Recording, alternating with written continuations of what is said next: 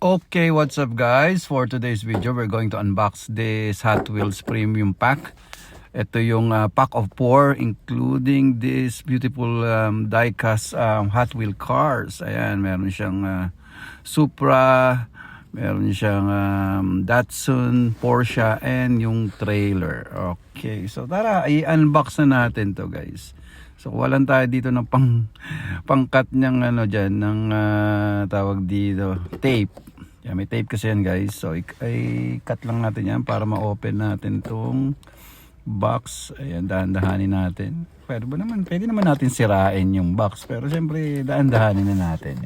We'll do the proper unboxing of this Hot Wheels Premium pack. So ayan guys, so parang quality pala talaga yung yung mga kotse na to. Medyo pricey lang talaga siya. At pero tingin ko sulit naman. Okay, so tanggalin natin isa-isa. Grabe naman yung pagkakadikit dito. Guys, at may mga tape pa. So paano natin tatanggalin 'yan, 'di ba? Tanggalin natin yung tape. Ano ba yung mga nakalagay doon? Parang hindi naman siguro wire 'yan, no. Ang hirap tanggalin ng mga tape niya. Okay, so tingnan natin kung paano natin tatanggalin to. Kunin natin yung reliable nating tweezer. Ayan. So, syempre, kagaya ng kanina, sungkitin natin ng isa-isa. So, goma lang pala to guys. Goma lang pala yung mga nakalagay dyan. Ayan, isa-isayin natin tanggalin yung mga goma na to. At nang ma-unbox na natin, o ma-unbox, so, makuha natin yung mga isa-isa yung mga kotse na yan guys. So, ito, isa natin tinatanggal itong mga goma na nakakabit dun sa mga kotse to hold them in place. Kaya nang sinasabi ko guys, habang tinatanggal natin to, kung hindi pa kayo subscribe dito sa channel ko, is please subscribe now para naman updated kayo sa mga unboxing, mga vlogs, at mga travel videos natin dito sa aking channel. Okay? So, umpisa natin to guys. So, tingnan natin tong isang kotse na to. Uy, ang ganda nito. Ayan, tanggalin natin yung mga leftover na na goma dyan sa may gulong palaki na bit eh.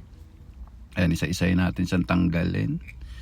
Ayan, dyan palaki na bit yung mga goma sa gulong. Pero guys, grabe yung quality kung titignan mo, yung paint job niya guys, look.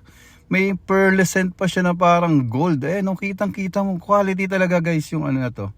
Yung pack na to. Ayan, yung pearlescent ng paint niya is talaga makikita mo ang ganda.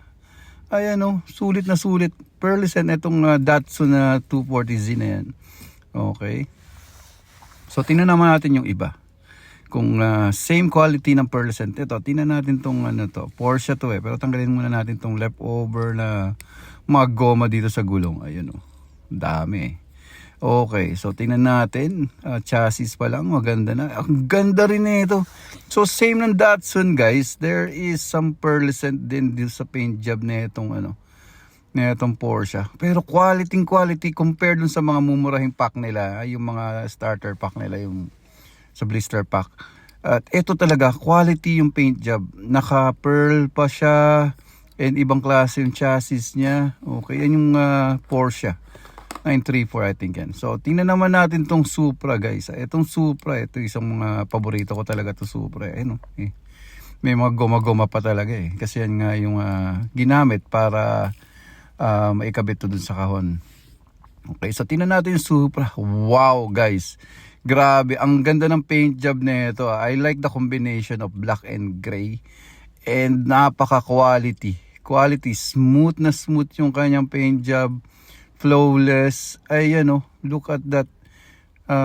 Pati yung sa headlight niya talagang pulido guys. Ang ganda. And we'll try to check this naman. Etong pickup truck niya to. Pickup truck to trailer truck. Ang hirap naman tanggalin ito. Hindi natin masyado nasira tong goma na ito So ayan, manumanuhin natin dito guys. Ayan, nakasukbit lang to Ang ang kulit parang kulangot to ayan diba? Okay. So ganyan lang natin yan. Ito pa, meron pa mga natira rito mga goma. Okay, so tingnan natin din yung quality na itong trailer truck. Ang ganda guys. Grabe pulidong pulido. Even the paint job din na ito guys is pulido talaga siya. So Ito yung talagang tinatawag na Hot Wheels Premium. Yan, premium talaga yan. And medyo pricey siya compared dun sa mga ibang mga Hot Wheels, yung mga pa isa-isa, mga pa lima-lima. Ayan, so tinan mo, fit na fit siya yung kotse dun sa kanyang flatbed. Ayan, ang ganda eh, oh. Oh, look at that. So kung mahilig kayo gawa ng mga diorama, ito isa sa mga magandang addition sa collection nyo, guys. Itong pack na to, ang ganda niya. And sulit na sulit, dalawang JDM at isang EDM ang kasama na itong pack na to. Datsun 240Z, meron siyang Porsche 934 and Toyota Supra, including na rin dyan yung trailer truck na may flatbed. Okay, so yan, no? Tingnan mo, ang ganda, guys. Talagang sabi ko, isa to sa mga best buy na nabili natin dito sa ating pagkokolekta ng Hot Wheels. So that's all for today's video, guys. Bye!